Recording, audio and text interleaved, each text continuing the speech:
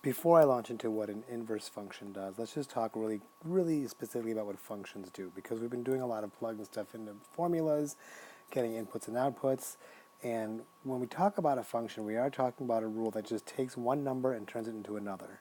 So, for example, we might have had a formula somewhere, and that formula maybe it turned a 1 into a 2, or it turned a 2 into a 4, or a 4 into a 5, or a 5 into a 6. So I try to draw a picture of something like that. Here's a picture of a graph, and this graph that I have down here represents the same information that this thing up here calls. This is called the mapping, and you might have seen this in Algebra 1. And you might have had questions like, is this a function or not? And the answer would be yes if every input or every element of the domain mapped to exactly one output or every element of the range. And if I were to don't worry too much about why these connections are being made necessarily, I'm just doing something arbitrary. But the fact is that 1 would go to 2, 2 to 4, 4 to 5, 5 to 6, and I can look at this mapping as an ordered pair. So if 1 goes to 2, that would correspond to the point 1, comma 2. If 2 goes to 4, that would correspond to the point 2, comma 4. So on and so forth. So this would be the point 4, 5, this would be the point 5, 6. This is just another way to look at a function. Members from the input could map to a member from the output, and we can make a point out of those. We could even sometimes, if there was an actual full-on equation, we could graph those things, and we'd know more information. Based off of this, I really shouldn't be connecting these lines. I'm just saying maybe there was an actual equation that does do that. And then, or we can look at it algebraically, which would be f of 1 equals to 2, f of 2 equals 4, f of 4 equals 5, f of 5 equals 6.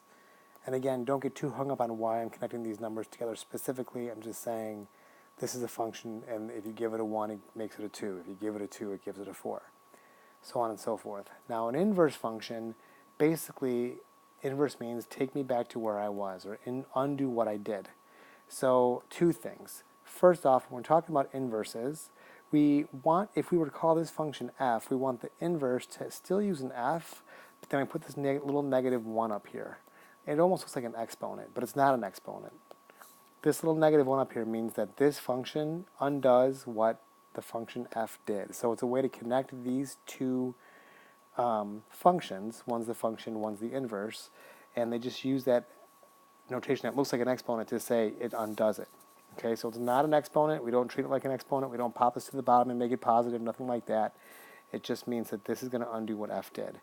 And here's what I'll tell you. Basically, if this function f turns 1 into 2, then the inverse function would take the 2 and turn it back into 1.